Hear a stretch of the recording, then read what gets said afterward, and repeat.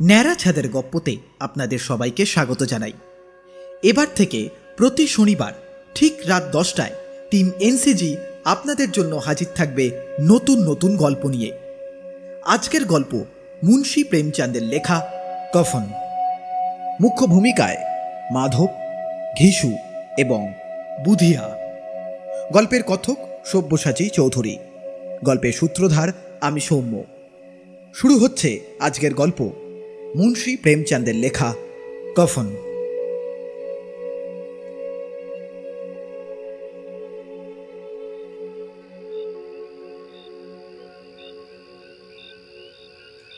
ঝুপড়ির দরজায় বাপ বেটা দুজনে নিভে যাওয়া আগুনটার সামনে চুপচাপ বসে।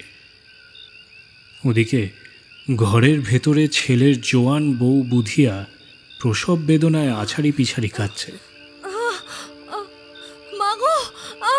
থেকে থেকে ওর মুখ থেকে এমন কলজে কাঁপানো আওয়াজ আসছে যে ওরা দুজন বুকে পাথর চেপে কোনো মতে তা সহ্য করছে।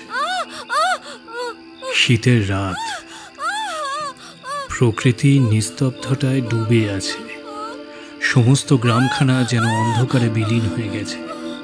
ঘিসু বলে, মনে হচ্ছে আর বাঁচবে না, সারাটা দিন দৌড়ঝাঁপ করেই কাটলো। এই জানা, গিয়ে একবারটি দেখে আয় না। মাধব খেপে গিয়ে বলে, তো মরবে যদি তাড়াতাড়ি মরে না কেন? দেখে করবোটা কি? পরানে তোর একটু দরদ নাই রে। সারাটা বছর যার সঙ্গে সুখে শান্তিতে ঘর করলি, তার সঙ্গেই এমন বেইমানি। তা আমি যে ওর ছটফটানি আর হাত পছন্দ আর দেখতে পাচ্ছি না। চামার বাড়ি, সারা গায়ে ওদের বদনাম। ঘিসু একদিন কাজে যায় তো 3 দিন ঘরে বসে থাকে। আর মাধবটা এতই ফাঁকিবাজ যে 8 ঘন্টা কাজ করে তো 1 ঘন্টা বসে বসে ছিলিম টানে। তাই ওরা কোথাও মজুরি পায় না। ঘরে যদি 1 মুঠো খাবার থাকে তো ব্যাস, ওরা যেন কাজ না করবার শপথ নেয়। 2-4টে উপোস করবার পর ঘিসু গাছে উঠে কাঠকুটো ভেঙে আনে আর মাধব হাটে গিয়ে সেগুলো বেচে দিয়ে আসে। তারপর যতক্ষণ সে পয়সা হাতে থাকে দুজনে টোটো করে বেড়ায়। যখন আবার উপোস করবার হাল হয় তখন হয় আবার কাঠকুটো কুড়িয়ে আনে, কিংবা ওই জনমজুরির খোঁজে বের হয়। গায়ে কাজের কমতি নেই। চাষাভুষোর গাঁ, খেটে খাওয়া মানুষের 1000 রকমের কাজ। তবু ওদের দুজনকে লোকে কেবল তখনই ডাকে যখন দুজনের মজুরি দিয়ে একজনের কাজটুকুতেই সন্তুষ্ট হওয়া ছাড়া তাদের আর কোনো গত্যন্তর থাকে না। এ দুজন যদি সাধু সন্ন্যাসী হতো তবে সন্তোষ এবং ধৈর্যের জন্য কোনো সংযম নিয়মেরই আবশ্যক হতো না, কারণ এসব তো তাদের কাছে স্বভাবজাত। ছন্ন ছাড়া অদ্ভুত জীবন তাদের। ঘরে 2-4খানা মাটির বাসন ছাড়া সম্পত্তি বলতে আর কিছুই নেই। ছেঁড়া কাপড়ে নিজেদের নগ্নতাকে ঢেকে জীবন কাটায়। সংসারের সমস্ত ভাবনা চিন্তা থেকে এরা মুক্ত। ঋণে আকণ্ঠ ডুবে আছে, গালাগালি খায়, মারধরও খায়, তবু এদের কোনো দুঃখ নেই। এতই গরিব যে ঋণ পরিশোধের আশা লেশমাত্র নেই জেনেও সবাই ওদের কিছু না কিছু ধার দেয়। মটর বা আলুর সময় অন্যের ক্ষেত থেকে মটর বা আলু তুলে নিয়ে সেগুলোকে ভেজে বা পুড়িয়ে খেয়ে নেয়, কিংবা 5-10 গাছা আগ ভেঙে এনে রাতের বেলা বসে বসে চষে। এইরকম আকাশবৃত্তিতেই ঘিসু 60-60টা বছর কাটিয়ে দিয়েছে। আর মাধব বাপের ব্যাটার মতনই তারই পদাঙ্ক অনুসরণ করে চলেছে, বরং বলা চলে বাপের নামকে আরও উজ্জ্বল করে চলেছে। এই এখন দুজনে আগুনের সামনে বসে যে আলুগুলোকে পোড়াচ্ছে তাও কারো না কারো ক্ষেত থেকে তুলেই আনা। ঘিসুর বউটা অনেকদিন আগেই দেহ রক্ষা করেছে, আর মাধবের বিয়ে হয়েছে এই গত বছর। যেদিন থেকে এই মেয়েটা তাদের ঘরে এলো সেদিন থেকে এই পরিবারে একটা শৃঙ্খলা এসেছে। গম পিষেই হোক বা ঘাস তুলেই হোক, শেরটা কাটার জোগাড় সে ঠিক করে নিত, আর এই বেহা দুটোকে পিণ্ডি গেলাত। মেয়েটা ঘরে আসার পর এরা শুধু যে আরও আলসে আরও আরামপ্রিয় হয়ে উঠেছিল তা নয়, বরং বলা চলে যে কিছুটা ওদের গুমরও বেড়ে গিয়েছিল।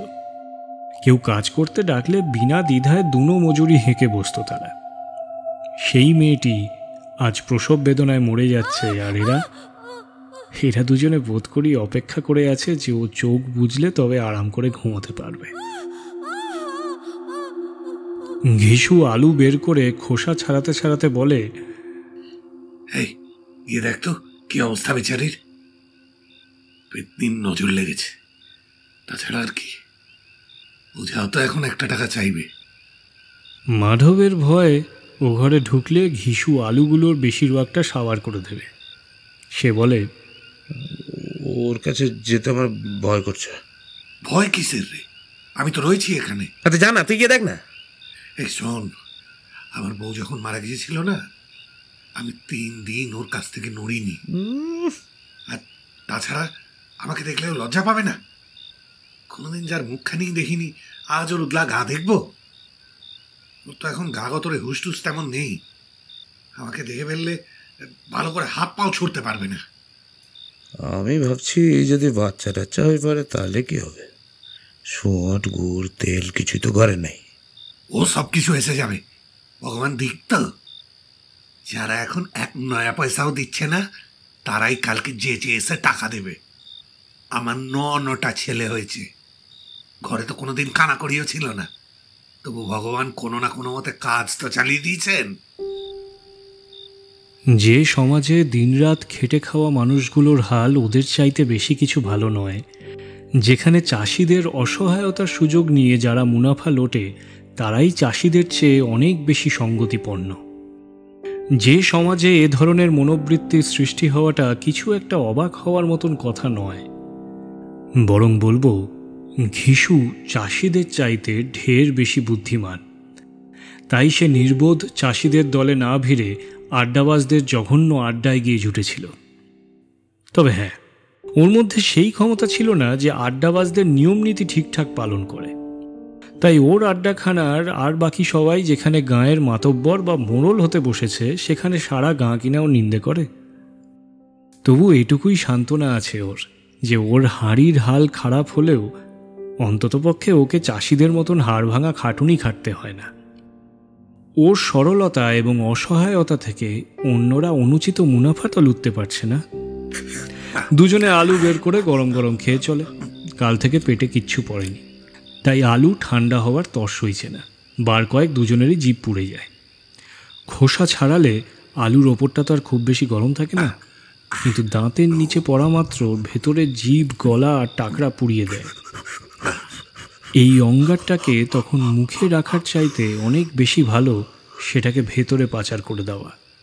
সেখানে সেটাকে ঠান্ডা করবার মতন যথেষ্ট বস্তু রয়েছে, তাই দুজনেই কপ কপ করে গিলে ফেলছে আলুগুলো। যদিও তা করতে গেলে ওদের চোখে জল এসে পড়ছে। খেতে খেতে জমিদারের বিয়েতে বরযাত্রী যাওয়ার কথা ঘিসুর মনে পড়ে যায়। বছর 20 আগে সে ওই বরযাত্রীতে গিয়েছিল। ওই ভোজ খেয়ে যে তৃপ্তি সে পেয়েছিল তা তার জীবনে একটা মনে রাখার মতন ঘটনা, আর আজও সেই স্মৃতি তার মনে উজ্জ্বল হয়ে আছে। সে বলে,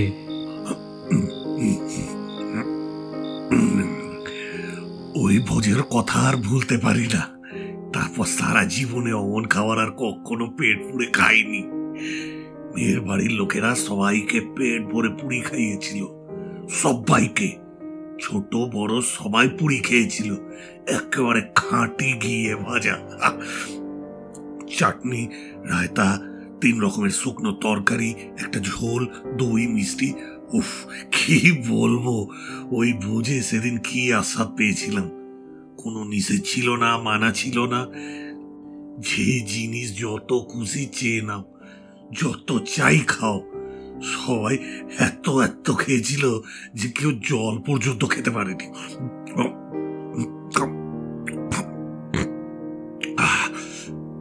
হলে হবে কি, পাতে পাতে যারা খাবার দিচ্ছিল তারা গরম গরম গোল গোল সুগন্ধি কচুরি দিয়েই চলছিল।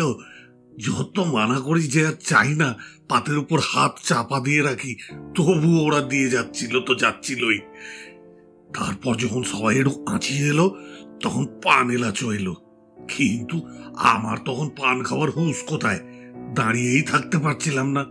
চটপট গিয়ে আমার কম্বল পেতে শুয়ে পড়েছিলাম। এত দিলদরিয়া ছিল ওরা, কি বলবো। মাধব মনে মনে জিনিসগুলোর স্বাদ কল্পনা করতে করতে বলে,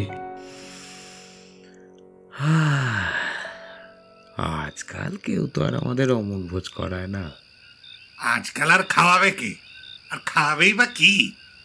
ওই জামানায় ছিল আলাদা, বুঝেছিস? এখন তো সবাই পয়সা বাঁচানোর ধান্দাতেই আছে। বিয়ে শাদিতে খরচা করে না, ক্রিয়াকর্মে খরচা করে না। বলি ওই গরিব গুলানের পয়সা লুটে লুটে রাখবি কোথায়? লুটবার বেলায় ক্ষমা নেই, শুধু খরচের বেলাতেই যত হিসেব। তা তুমি তো খান বিশেক পুরি খেয়েছিলে বোধহয়। 20 খানার বেশিই খেয়েছিলাম। আমি হলে 50 খানা সেঁটে ফেলতাম। খান 50-এর কম আমিও খাইনি, তাগড়া জওয়ান ছিলাম। তুই তো আমার আর্ধেক নোস।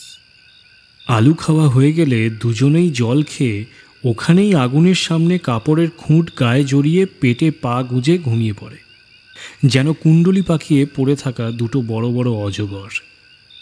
ওদিকে বুধিয়া তখনও সমানে কোকিয়ে চলেছে।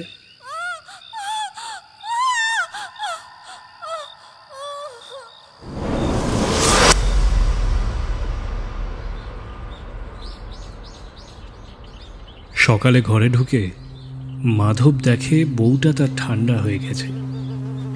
ওর মুখের উপরে মাছি ভনভন করছে। পাথরের মতন স্থির নিশ্চল চোখ দুটি ওপরের দিকে চেয়ে রয়েছে। সারা শরীর ধুলোয় মাখামাখি। ওর পেটের বাচ্চাটা মরে গেছে। মাধব ছুটতে ছুটতে ঘিসুর কাছে যায়।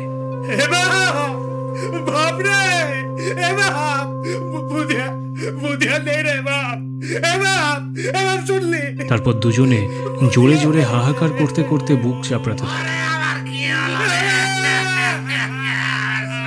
পাড়াপড়শিরা কান্নাকাটি শুনে ছুটতে ছুটতে আসে এবং চিরাচরিত রীতি অনুসারে এই হতভাগ্য দুজনকে সান্ত্বনা দেয়। কিন্তু বেশি কান্নাকাটির তো সময় নেই। সবাচ্ছদনের জন্য নতুন কাপড় এবং কাঠের ভাবনা ভাবতে হবে। এদিকে ঘরে তো পয়সা ঢন ঢন, যেমন চিলের বাসায় মাংস। বাপ বেটা দুজনে কাঁদতে কাঁদতে গায়ের জমিদারের কাছে যায়। উনি এই দুজনের মুখই দেখতে পারেন না। বার কয়েক এই দুজনকে তিনি নিজের হাতে পিটুনি দিয়েছেন, কখনো চুরি করেছে বলে, কিংবা কথা দিয়ে ঠিক মতন কাজে আসেনি বলে। আজ তিনি জিজ্ঞাসা করেন, কিরে ঘিসুয়া, কাঁদছিস কেন? আজকাল তো তোর টিকিটই দেখা যায় না। মনে হচ্ছে যেন এই গায়ে থাকার তোর ইচ্ছে নেই। ঘিসু মাটিতে মাথা ঠেকিয়ে চোখ ভরা জল নিয়ে বলল, কর্তামশাই গো, বড় বিপদে পড়েছি গো কর্তামশাই। মাধবের বউটা কাল রাতে মারা গেছে গো। সারা রাত ছটফট করেছে কর্তা। আমরা দুজনও শিওরে বসেছিলাম। ওষুধ বিশুধ যদ্দূর পেয়েছি সব করেছি কর্তা, তবুও বউটা আমাদের দাগা দিয়ে গেল গো। একখানা রুটি বানিয়ে যে খাওয়াবে এমন কেউ আর রইল না গো কর্তাবাবু। এই যে কি সর্বনাশ হয়ে গেল গো কর্তাবাবু। সংসারটা আমার ছাড়খাড় হয়ে গেল হুজুর। হুজুরের গোলাম আমরা। এই বিপদে হুজুর আপনি ছাড়া কে ওর ঘাটের দায় উদ্ধার করবে বলুন? আমাদের হাতে যা কিছু 2-4 পয়সা ছিল সব ওর ওষুধ আর পট্টিতে শেষ হয়ে গেছে গো। হুজুর যদি দয়া করেন তাহলেই ওকে খাটে তুলতে পারবো। আপনি ছাড়া আর কার দুয়ারে গিয়ে হাত পাতবো হুজুর? একটু দয়া করেন হুজুর। জমিদার বাবু দয়ালু, তবে ঘিসুকে দয়া করার মানে তো কালো কম্বলে রং লাগানো। ইচ্ছা হলো যে তিনি বলে দেন, ভাগ, দূর হ সামনে থেকে। এমনিতে তো ডেকে পাঠালে আসিসও না, আজ গরজ পড়েছে তাই এখানে এসে খোশমত করছিস। আরামজাদা বদমাস কোথাকারের। কিন্তু রাগ করার বা সাজা দেওয়ার সময় তো এটা নয়। মনে মনে গজগজ করতে করতে 2 টাকা বের করে ছুঁড়ে দেন তিনি। সান্ত্বনার একটি কথাও তার মুখ দিয়ে বের হয় না। ওর দিকে ফিরেও তাকান না, যেন ঘাড় থেকে আপদ দূর করেন। জমিদার মশাই যখন 2 টাকা দিয়েছেন তখন গায়ের বেনে মহাজনেরা নিষেধ করে কি করে? ঘিসু জমিদারের নামে ঢাক পেটাতেও উস্তাদ। ওরা কেউ দেয় 2 আনা, কেউ দেয় 4 আনা। ঘণ্টাখানেকের মধ্যে ঘিসুর হাতে টাকা 5 মতন পুঁজি জোগাড় হয়ে যায়। এছাড়া কেউ গমটম দেয় বা কেউ কাঠ দেয়। তারপর দুপুরবেলা ঘিসু আর মাধব বাজার থেকে কাফনের জন্য নতুন কাপড় আনতে যায়। এদিকে অন্যরা বাঁশ টাস কাটতে শুরু করে। গায়ের কোমলমনা মেয়েরা এসে মৃতাকে দেখে যায় আর বেচারির অসহায় অবস্থা দেখে 2 ফোঁটা চোখের জল ফেলে যায়। এদিকে বাজারে এসে ঘিসু বলে, এই মাধব, ওকে জ্বালানোর মতো কাঠ তো জোগাড় হয়ে গেছে, তাই না রে? মাধব বলে, হ্যাঁ, কাঠ তো অনেক হয়েছে, এখন কফন হলেই হয়। তাহলে চল সস্তা দেখে একখানা কফন কিনে নি। হ্যাঁ, তাছাড়া আবার কি, মরা তুলতে তুলতে রাত হয়ে যায়, রাতের বেলায় অত কফনকে দেখতে যাচ্ছে। কেমন তারা যে বাজে রেওয়াজ সব! বেঁচে থাকতে গা ঢাকার জন্য একখানা ছেঁড়া তেনাও যে পায়নি, বললে তার জন্য নতুন কফন চাই। কফনটা তো মরার সঙ্গেই পুড়ে যায়। তা নয় তো কি থেকে যায় নাকি? এই টাকা 5টা আগে পেলে বউটাকে একটু ওষুধ পত্তি দিতে পারতাম।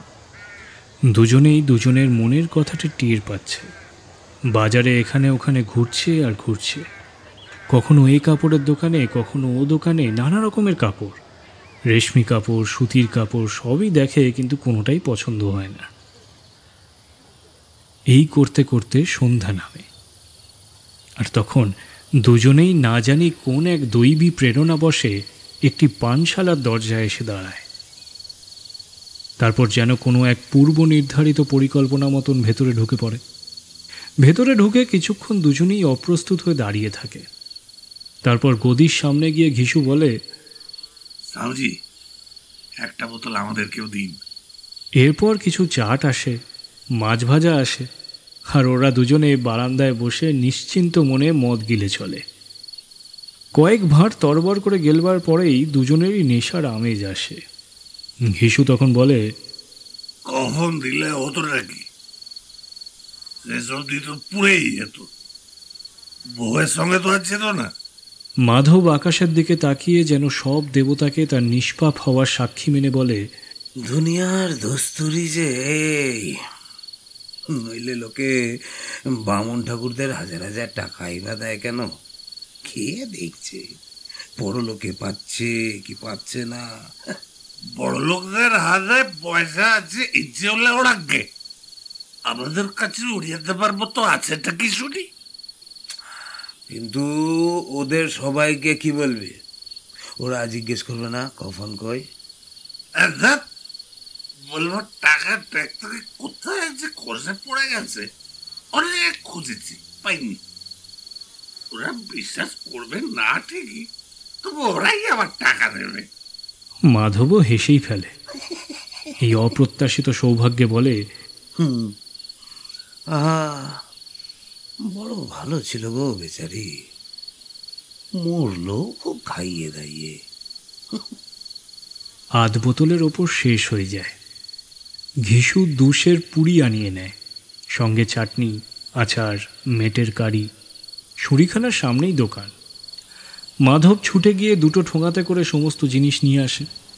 পুরো 1.5 টাকা খরচ হয়ে যায় তার। হাতে শুধু কয়েকটা পয়সা বাকি থাকে।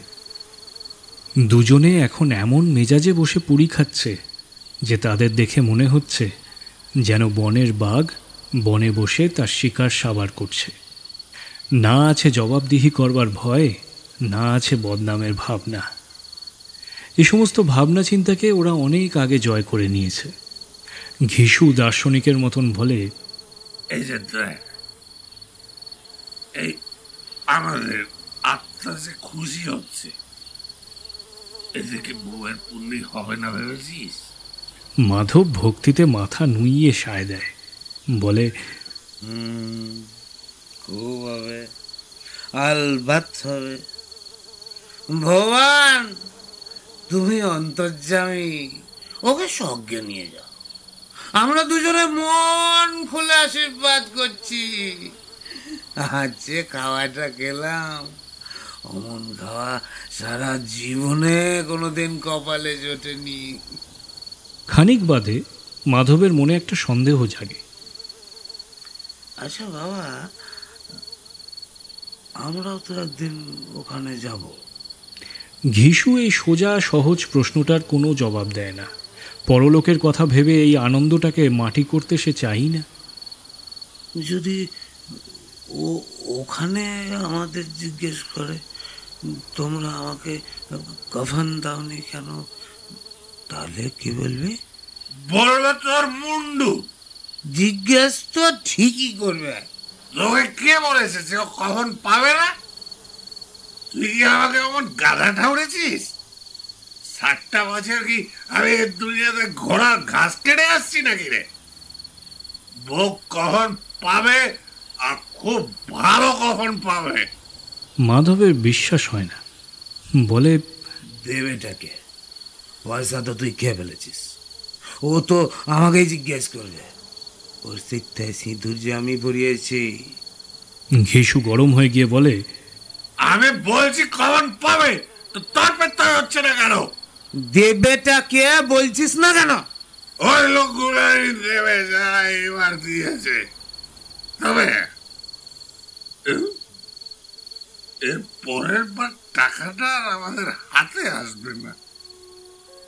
যেমন যেমন অন্ধকার বেড়ে চলে, আকাশের তারাগুলোর দীপ্তি বাড়ে, পানশালার রঙ্গ তামাশাও তেমনিই বাড়তে থাকে। কেউ গান গায়, কেউ ডিগবাজি খায়, কেউ বা তার সাথীর গলা জড়িয়ে ধরে, কেউ তার ইয়ারের মুখে মদের ভাঁড় তুলে দেয়। এখানকার পরিবেশে মাদকতা, হাওয়াতে নেশা। কত লোক তো এখানে এসে এক ঢোক-খেই মাতাল হয়ে পড়ে। মদের থেকেও ওদের বেশি নেশা ধরা এখানকার হাওয়া। জীবনের বাধা বিপত্তি ওদেরকে এখানে টেনে আনে, আর কিছু সময়ের জন্য ওরা একথা ভুলে থাকে যে ওরা বেঁচে আছে না মরে গেছে, নাকি বেঁচেও নেই মরেও নেই। বাপ বেটা দুজন এখনো মৌজ করে চুমুক দিয়ে যাচ্ছে। সবার নজর ওদের দুজনের উপরে।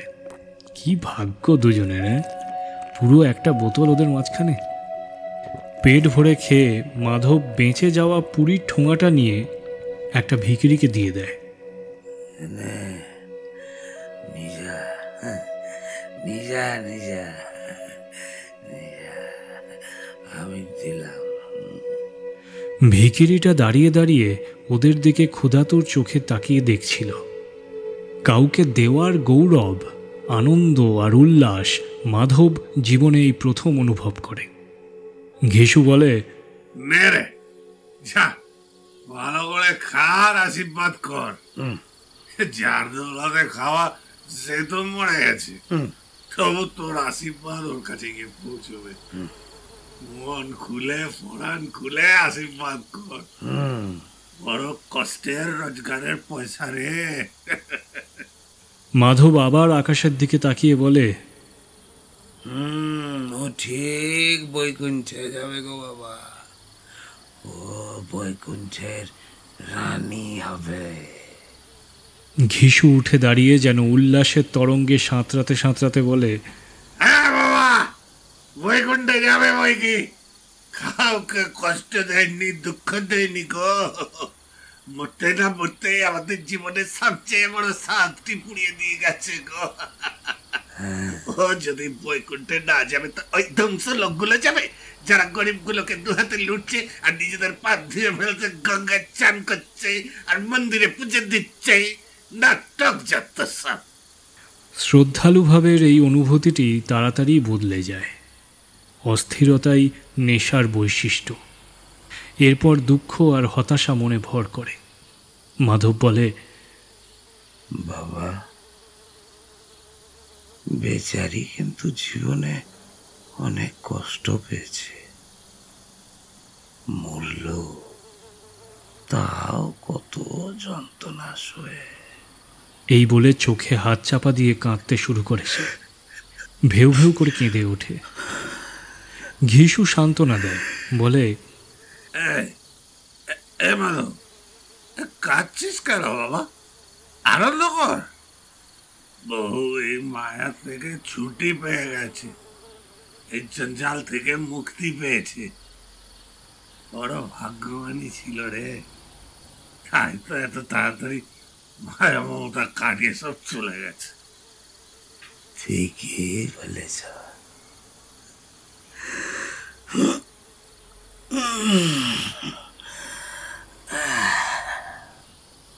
তারপরে দুজনে উঠে দাঁড়িয়ে গান গাইতে শুরু করে দেয়। ठगिनी ज्ञान ना चमकावे, ठगिनी ज्ञान क्यों ना चमकाजे, ठगनी क्यों ना चमकावे। সব মাতাল এদের দুজনকে দেখছে।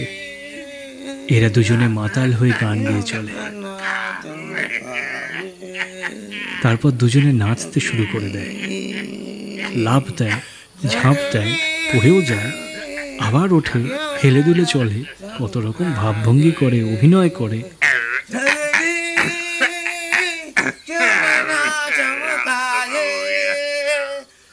এবং শেষ পর্যন্ত নেশায় চুরচুর হয়ে ওখানেই টলে পড়ে যায়।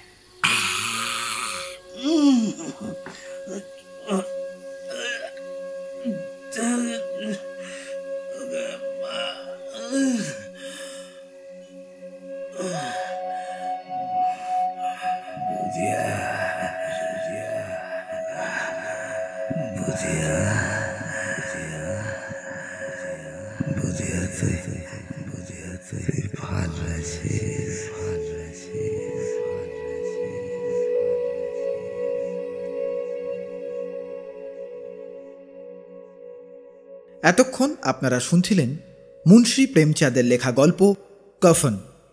গল্প পাঠে সব্যসাচী চৌধুরী, মাধবের ভূমিকায় রূপম সিংহ, ঘিসুর ভূমিকায় সমীশুভ্র গাঙ্গুলি, বুধিয়ার ভূমিকায় মৌসুমী পাল, জমিদার এবং গল্পের সূত্রধার আমি সৌম্য।